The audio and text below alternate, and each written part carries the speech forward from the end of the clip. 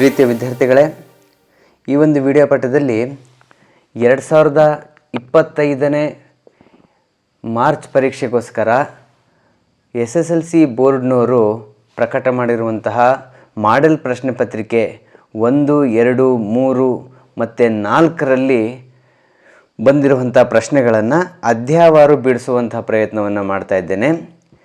ಈ ಒಂದು ವಿಡಿಯೋ ಪಾಠದಲ್ಲಿ ಸಂಖ್ಯಾಶಾಸ್ತ್ರ ಸ್ಟ್ಯಾಟಿಸ್ಟಿಕ್ಸ್ ಅಧ್ಯಾಯದ ಮೇಲಿನ 3 ಅಂಕದ ಪ್ರಶ್ನೆಯನ್ನು ನಾನು ಸಾಲ್ವ್ ಮಾಡ್ತಾ ಇದ್ದೇನೆ, ಬಿಡಿಸ್ತಾ ಇದ್ದೇನೆ. ಕನ್ನಡ ಮತ್ತು ಇಂಗ್ಲೀಷ್ ಎರಡೂ ಮಾಧ್ಯಮಗಳಿಗೆ ಅನುಕೂಲ ಆಗುವ ರೀತಿಯಲ್ಲಿ ಪ್ರಶ್ನೆಯನ್ನು ನಾನು ಬರ್ಕೊಂಡು ಬಿಡಿಸ್ತಾ ಇದ್ದೇನೆ. ವಿದ್ಯಾರ್ಥಿಗಳು ಗಮನಿಸಬೇಕು.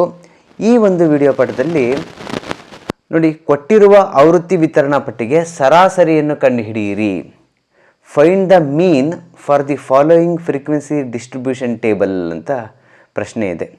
ನೋಡಿ, ಇಲ್ಲಿ ಕ್ಲಾಸ್ ಇಂಟರ್ವಲ್ ವರ್ಗಾಂತರವನ್ನು ಕೊಟ್ಟಿದ್ದಾರೆ, ಆವೃತ್ತಿಯನ್ನು ಕೊಟ್ಟಿದ್ದಾರೆ, ಅಂದರೆ ಫ್ರೀಕ್ವೆನ್ಸಿಯನ್ನು.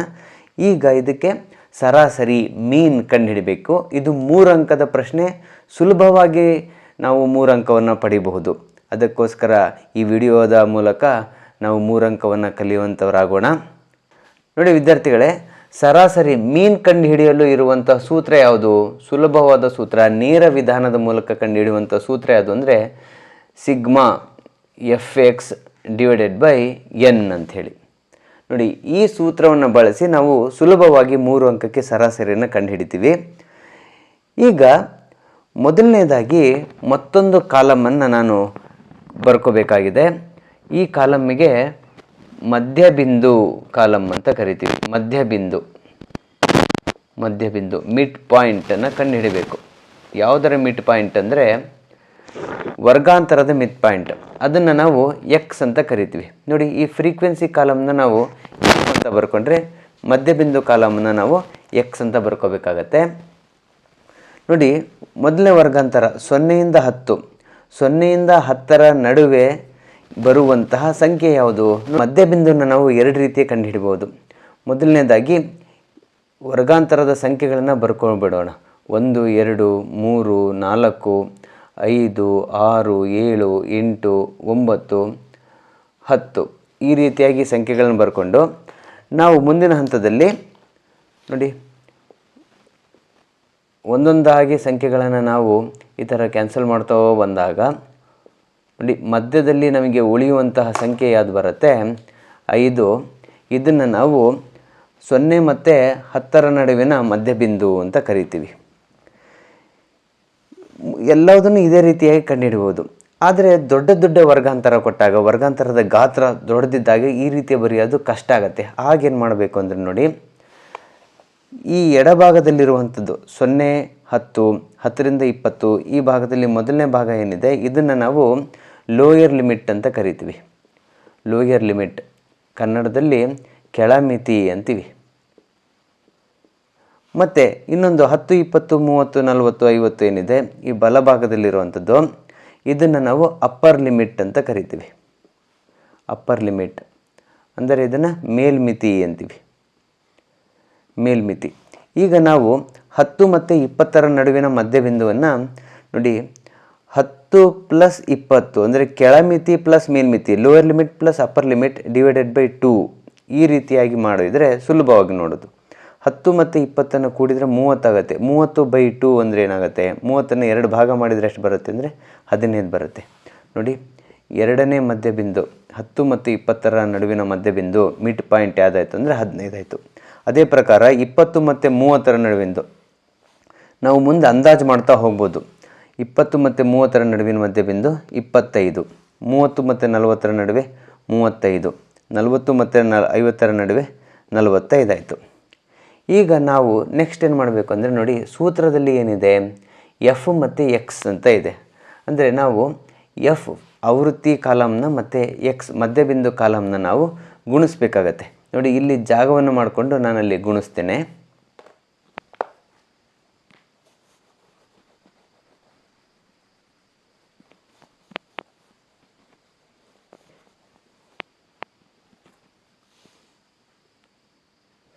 ನೋಡಿ ವಿದ್ಯಾರ್ಥಿಗಳೇ, ಈಗ ಎಫ್ ಕಾಲಮ್ ಮತ್ತು ಎಕ್ಸ್ ಕಾಲಮ್ ಇವುಗಳನ್ನು ಗುಣಿಸ್ತಾ ಹೋಗೋಣ. ನೋಡಿ, 4 5 ಏನಾಗುತ್ತೆ? 4 5 20. ನೋಡಿ, 15 ಒಂಬತ್ತಲೆ 15 ಒಂಬತ್ತಲೆ ಎಷ್ಟು? 15 ಹತ್ತಲೆ 150 ಆದರೆ 15 ಒಂಬತ್ತಲೆ 135. ಯಾವುದು ಮಗ್ಗಿ ಬಾಯಿಗೆ ಬರುತ್ತೆ ಅದನ್ನು ನಾವು ನೇರವಾಗಿ ಮಾನಸಿಕವಾಗಿ ನಾವು ಅದನ್ನು ಕ್ಯಾಲ್ಕುಲೇಷನ್ ಮಾಡಿ ಇಡಬಹುದು. ಇಲ್ಲವದೇ ಹೋದರೆ ನಾವು ಗುಣಿಸೋಣ. 15 25 ಅಂತಿದೆ ನೋಡಿ, 25 15 ನಮಗೆ ಇದನ್ನು ಗುಣಿಸೇ ತಿಳ್ಕೊಬೇಕು ನಾವಾಗುತ್ತೆ. 5 5 25 5 ದಶಕ 2, 5 10 2 12 ನೋಡಿ. ಒಂದ್ರ ಮಗ್ಗಿಲ್ಲಿ ಗುಣಿಸೋದು ಸುಲಭ. 1 5 5 1 2 2 ನೋಡಿ. ಹಾಗಾಗಿ ಕೂಡಿದಾಗ ಏನು ಬರುತ್ತೆ? 5 7 3 ನೋಡಿ, 375 ಬಂತು. ಅದನ್ನು ಬರ್ಕೊತೀನಿ. ನೆಕ್ಸ್ಟ್ 35 × 14 ಇದನ್ನು ಸಹ ಸುಲಭವಾಗಿ ಬಾಯಿ ಮಾತಲ್ಲಿ ಹೇಳೋದು ಕಷ್ಟ ಆಗುತ್ತೆ. ಹಾಗಾಗಿ ಗುಣಿಸ್ಕೊಳ್ಳೋಣ. 4 5 20 0 ದಶಕ 2, 4 3 12 2 14 ಒಂದ್ರ ಮಗ್ಗಿಲ್ಲಿ ಗುಣಿಸೋದು ಸುಲಭ. 1 5 5 1 3 3 ನೋಡಿ. ಉತ್ತರ ಸುಲಭವಾಗಿ ಬರುತ್ತೆ 490. ಈ ಥರದ ಕ್ಯಾಲ್ಕುಲೇಷನನ್ನು ನಾವು ನಮ್ಮ ಹಾಳೆಯ ಬಲಗಡೆ ನಾವು ಮಾಡೋದನ್ನು ರೂಢಿ ಮಾಡ್ಕೋಬೇಕು ನೋಡಿ. ನೆಕ್ಸ್ಟ್ 45 8 ನೋಡಿ, 8 5 40 0 ದಶಕ 4, 8 4 32 4 36 ನೋಡಿ. 360 ಬಂದಿದೆ ನೋಡಿ, 360. ನಾವು ಈ ರೀತಿಯಾಗಿ ಸಾಲಕ್ಕೆ ಬರ್ಕೋಬೇಕು. ಈಗ ನೋಡಿ ಪ್ರಮುಖವಾದ ಮಾಹಿತಿಗೆ ಬರ್ತಾ ಇದ್ದೇವೆ ನಾವು ನೋಡಿ. ಸೂತ್ರದ ಪ್ರಕಾರ ನಾವು ಆಗಲೇ ಹೇಳಿದ್ವಿ x bar is equal to sigma FX / n ಅಂತ ಸೂತ್ರ. ನಮಗೆ ಸಿಗ್ಮಾ ಅಂದ್ರೇನು ಅಂದರೆ FX ಕಾಲಮಿನ ಮೊತ್ತ ಅಂಥೇಳಿ, ಸಮ್ ಆಫ್ FX ಕಾಲಮ್ ಅಂತ. ಹಾಗಾಗಿ ಸಿಗ್ಮಾ FX ಕಂಡು ಹಿಡಬೇಕು ಅಂದರೆ FX ಕಾಲಮ್ನ ಕೂಡಿಬಿಡೋಣ ನೋಡಿ. 5 5 ಬಿಡಿಯಲ್ಲಿ ಕೂಡೋಣ. ಯೂನಿಟ್ ಪ್ಲೇಸಲ್ಲಿ ಕೂಡಿದರೆ 5 5 10 ಆಗುತ್ತೆ, 0 ಇಲ್ಲಿ ದಶಕ 1 ಆಗುತ್ತೆ. 3 3 6 6 7 ಎಷ್ಟಾಗುತ್ತೆ?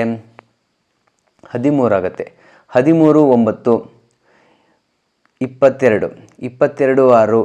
28 28 8 ದಶಕ 2 ನೋಡಿ. 2 + 1 3 3 3 6 6 4 10 10 3 13 ನೋಡಿ ಮಕ್ಕಳೇ, 1380 ಬಂತು ನೋಡಿ. ಹಾಗಾಗಿ ಸಿಗ್ಮಾ FX ಬೆಲೆ ಏನಪ್ಪ ಅಂದರೆ 1380 ಆಗಿದೆ. /n ಅಂದರೆ ಏನು ನೋಡಿ? n ಅಂದರೆ F ಕಾಲಮ್ನ ನಾವು ಕೂಡ್ಕೋಬೋದು. ಮೊದಲಿಗಾರೆ ಕೂಡಿಡ್ಕೋಬೋದು ಅಥವಾ ನಂತರದೆಲ್ಲರೂ ಕೂಡ್ಬೋದು ನೋಡಿ. ಇದನ್ನು n ಅಂತ ಕರಿತೀವಿ. ಇದನ್ನು ನಾವು ಸಿಗ್ಮಾ F ಅಂತಲೂ ಸಹ ಕರಿಬೋದು. ಯಾಕಂದರೆ F ಕಾಲಮ್ನ ಕೂಡ್ತಿರೋದ್ರಿಂದ ನಾವು ಅದನ್ನು ಸಿಗ್ಮಾ F ಅಂತಲೂ ಸಹ ಕರಿತೀವಿ ನೋಡಿ. FX ಕಾಲಮ್ನ ಕೂಡಿದಾಗ ನಾವು ಸಿಗ್ಮಾ FX ಅಂತೀವಲ್ಲ, ಹಾಗೆ F ಕಾಲಮನ್ನು ಕೂಡಿದಾಗ ನಾವು ಸಿಗ್ಮಾ F ಅನ್ಬೋದು. ಅದನ್ನು ನಾವು n ಅಂತೀವಿ. ಸೂತ್ರದಲ್ಲೂ ಸಹ ಹಾಗೆ ಬಳಸ್ತೀವಿ ನಾವು. ಈಗ ಕೂಡೋಣ ಇದೆಲ್ಲದನ್ನು.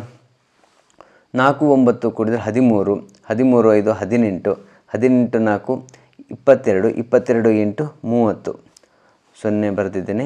ದಶಕ 3 3 1 4 + 1 5 ನೋಡಿ, 50 ಆಯಿತು ನೋಡಿ.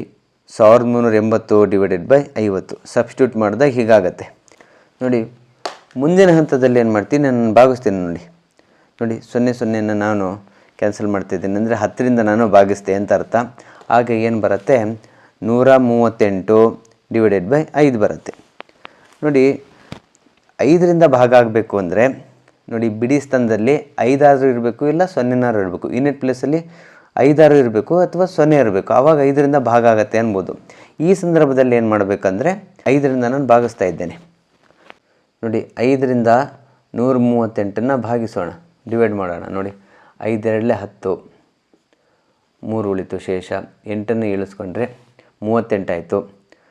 6 35 7 35 ನೋಡಿ. 5 8 40 ಆಗಿಬಿಡುತ್ತೆ. ಹಾಗಾಗಿ 5 7 35 ಇಳಿಸ್ಕೊಂಡ್ರೆ ನೋಡಿ.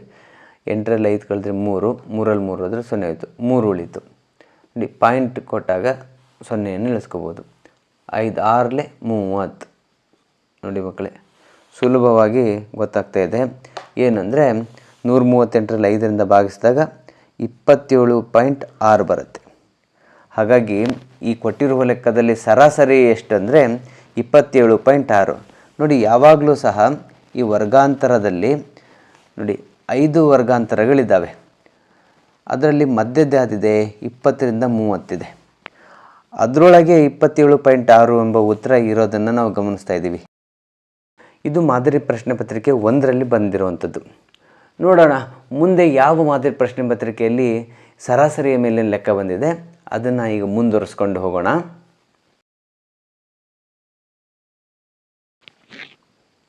ನೋಡಿ ವಿದ್ಯಾರ್ಥಿಗಳೇ, ಈಗ ಮಾದರಿ ಪತ್ರಿಕೆ 2ರಲ್ಲಿ ಸರಾಸರಿ ಲೆಕ್ಕಗಳು ಬಂದಿಲ್ಲ.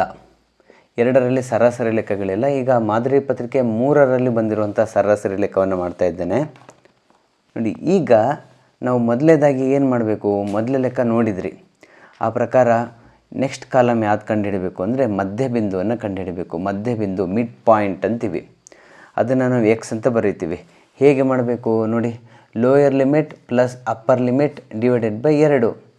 ನೋಡಿ, 2 ಕೂಡಿದಾಗ 15 ಮತ್ತು 5 ಕೂಡಿದಾಗ 20 ಬರುತ್ತೆ. 20/2 ಅಂದರೆ ಏನು ಬರುತ್ತೆ, 10 ಬರುತ್ತೆ. ಹಾಗಾಗಿ 5 ಮತ್ತು 15ರ ನಡುವಿನ ಮಧ್ಯಬಿಂದು ಮಿಡ್ ಪಾಯಿಂಟ್ ಏನಾಯಿತು, 10 ಆಯಿತು. ಅದೇ ರೀತಿ 15ರಿಂದ 25ರ ನಡುವಿಂದ ಏನಾಗುತ್ತೆ, 20 ಆಯಿತು. ನೋಡಿ, ಅಂದಾಜು ಮಾಡ್ಬೋದು, ಆದರೆ ನಮಗೆ ಇದು ಗೊತ್ತಿರಬೇಕಷ್ಟೇ. ಯಾವ ರೀತಿ ಮಾಡಬೇಕು ಇದನ್ನು ಅಂತ ಗೊತ್ತಿದ್ದರೆ ಅಂದಾಜು ಮಾಡಿದಾಗ ನಮಗೆ ಕನ್ಫರ್ಮು ಆಗುತ್ತೆ, ನಮಗೆ ಖಾತ್ರಿನೂ ಆಗಬೇಕದು. ನೋಡಿ, 25 ಮತ್ತು 15 ಕೂಡಿದಾಗ 40 ಆಗುತ್ತೆ. 40/2 ಅಂದ್ರೇನು, 20 ಬರುತ್ತೆ. ನೋಡಿ, ಅದೇ ರೀತಿ 25ರಿಂದ 35ರ ನಡುವೆ ಏನು ಬರುತ್ತೆ, 30 ಬರುತ್ತೆ. ನೆಕ್ಸ್ಟು 40 ಬರುತ್ತೆ ಮತ್ತು 50 ಬರುತ್ತೆ.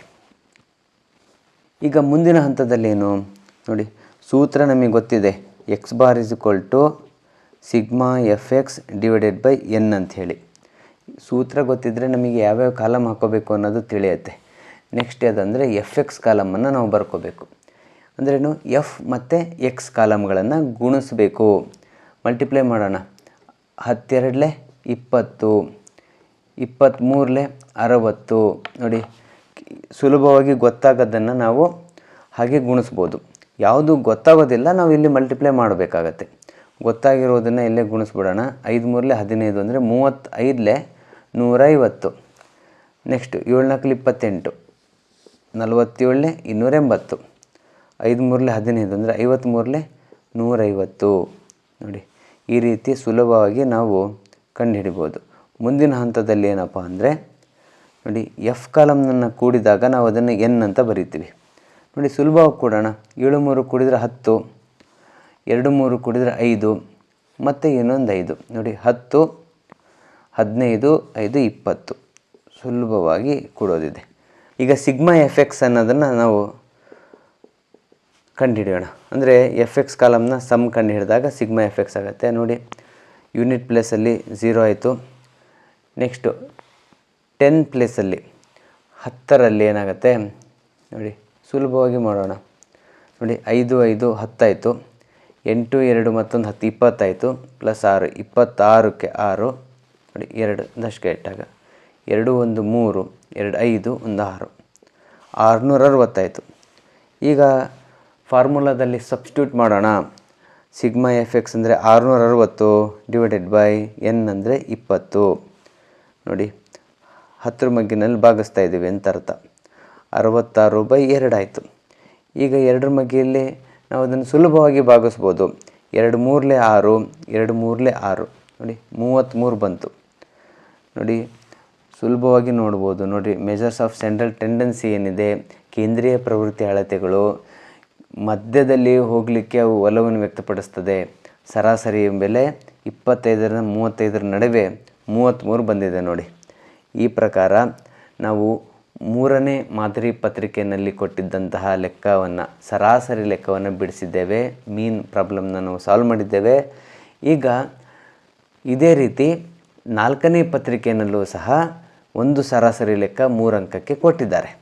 ಅದನ್ನು ಸಹ ಕಂಪ್ಲೀಟ್ ಮಾಡಿ ಈ ವಿಡಿಯೋ ಪಾಠವನ್ನು ಮುಗಿಸೋಣ. ವಿದ್ಯಾರ್ಥಿಗಳೇ, ನೋಡಿ, ಸರಾಸರಿ ಲೆಕ್ಕ ಮೀನ್ ಪ್ರಾಬ್ಲಮ್ ಮಾಡೆಲ್ ಪೇಪರ್ 4ರಲ್ಲಿ ನೀಡಿರುವಂಥದ್ದು. ನೋಡಿ, 1ನೇ ಪೇಪರ್, 3ನೇ ಪೇಪರ್ ಮತ್ತು 4ನೇ ಪೇಪರಲ್ಲಿ ಸರಾಸರಿ ಲೆಕ್ಕಗಳು ಕೊಟ್ಟಿದ್ದಾರೆ. ಅಂದರೆ 4ರಲ್ಲಿ 3ರಲ್ಲಿ ಕೊಟ್ಟಿದ್ದಾರೆ. ಹಾಗಾಗಿ ಸುಲಭವಾಗಿದೆ. ನೋಡಿ, 1ನೇ ಪೇಪರಲ್ಲಿ ಕೊಟ್ಟಿರೋ ಲೆಕ್ಕಕ್ಕಿಂತ 3ನೇ ಪೇಪರಲ್ಲಿ ಸುಲಭ ಅನ್ನಿಸ್ತು. ಈಗ 4ನೇ ಪೇಪರಲ್ಲಿ ಅದೇ ರೀತಿಯಾಗಿ ಕೊಟ್ಟಿದ್ದಾರೆ. ಈಗ ಫಸ್ಟ್ ನಾವು ಮಧ್ಯಬಿಂದುವನ್ನು ಕಂಡುಹಿಡಬೇಕು. ಎಕ್ಸ್ ಅಂತ ಕಂಡುಹಿಡೋಣ. ಮಿಡ್ ಪಾಯಿಂಟನ್ನು ಕಂಡುಹಿಡಬೇಕು. 5 ಮತ್ತು 15ರ ನಡುವಿಂದೇನು, lower limit plus upper limit divided by 2. 15 5 20, 20/2 ಅಂದರೆ 10 ಬರುತ್ತೆ. ಸುಲಭವಾಗಿ ಅಂದಾಜು ಸಹ ಮಾಡ್ಬೋದು. 10. ನೆಕ್ಸ್ಟ್ 20 ಬರುತ್ತೆ. 25ರಿಂದ 35 30, 35ರಿಂದ 45 40, 45ರಿಂದ 55 ನಡುವೆ ಅದು 50. ಈ ರೀತಿಯಾಗಿ ಎಕ್ಸ್ ಕಾಲಮ್ ನಮಗೆ ಗೊತ್ತಾಯಿತು. ನೆಕ್ಸ್ಟ್ ಎಫ್ ಎಕ್ಸ್ ಕಾಲಮ್, ಯಾಕೆಂದರೆ ಸೂತ್ರನ ನಾವು ಗಮನಿಸಬೇಕು. X bar is equal to sigma f x divided by n ಅಂತ ಸೂತ್ರ ಇದು. ಆ ಪ್ರಕಾರ ಎಫ್ ಎಕ್ಸ್ ಕಾಲಮ್ನ ಕಂಡುಹಿಡಿಯೋಣ. ಅಂದರೆ ಎಫ್ ಇಂಟು ಎಕ್ಸ್, 1 10 10, 23 60, 35 150, 44 ಅಂದರೆ 4 16, 1 0 ಅಂದರೆ 160 ಆಯಿತು. 52 100. ನೋಡಿ, ಈ ರೀತಿಯಾಗಿ ಸುಲಭವಾಗಿ ಕಂಡುಹಿಡಿದು ಮುಂದಿನ ಹಂತದಲ್ಲಿ ನೋಡಿ ಎಫನ್ನು ಕೂಡಿದಾಗ ನನಗೆ ಎನ್ ಸಿಗತ್ತೆ. ನೋಡಿ, ಸುಲಭವಾಗಿ ಕೂಡ್ಬೋದು ಇದನ್ನು. 5 ಇದೆ ಮತ್ತು 4 + 1 ಸೇರಿಸಿದ್ರೆ ಮತ್ತೊಂದು 5 ಆಯಿತು. 3 2 ಸೇರಿಸಿದರೆ 5 ಆಯಿತು. ನೋಡಿ, 15 ಆಯ್ತು ಈಗ. ನೆಕ್ಸ್ಟು ಎಫ್ ಎಕ್ಸ್ ಕಾಲಮ್ನ ಕೂಡೋಣ. ಸಿಗ್ಮಾ ಎಫ್ ಎಕ್ಸ್ ಆಗುತ್ತೆ ಇದು. ನೋಡಿ, ಬಿಡಿಯಲ್ಲಿ 0 ಆಯಿತು. ನೆಕ್ಸ್ಟು 6 1 7, 7 5 12, 12 6 18, 18 8 ದಶಕ 1. ನೋಡಿ, 4 ಬರುತ್ತೆ. 480 ಆಯಿತು. ಸೊ ಇಲ್ಲಿ ಸಬ್ಸ್ಟಿಟ್ಯೂಟ್ ಮಾಡೋಣ. ಸಿಗ್ಮಾ ಎಫ್ ಎಕ್ಸ್ ಅಂದರೆ 480 ಡಿವೈಡೆಡ್ ಬೈ ಎನ್ ಅಂದರೆ 15. ನೋಡಿ, 5 ಮಗ್ಗಿನಲ್ಲಿ ನಾವು ಸುಲಭವಾಗಿ ಭಾಗಿಸಬಹುದು. 5 3 15.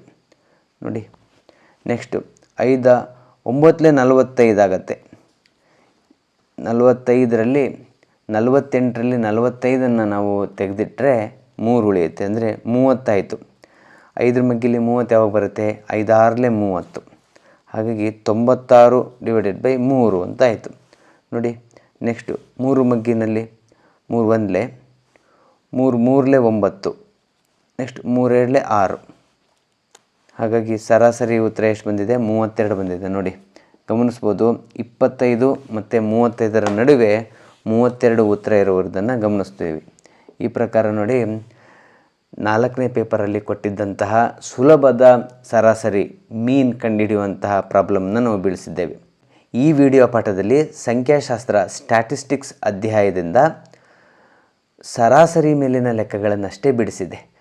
ಮುಂದಿನ ವಿಡಿಯೋ ಪಾಠದಲ್ಲಿ ಮಧ್ಯಾಂಕ ಮತ್ತು ರೂಢಿ ಬೆಲೆ, ಮೀಡಿಯನ್ ಮತ್ತು ಮೋಡ್ ಲೆಕ್ಕಗಳನ್ನು ಸಹ ಬಿಡಿಸೋಣ. ಧನ್ಯವಾದಗಳು.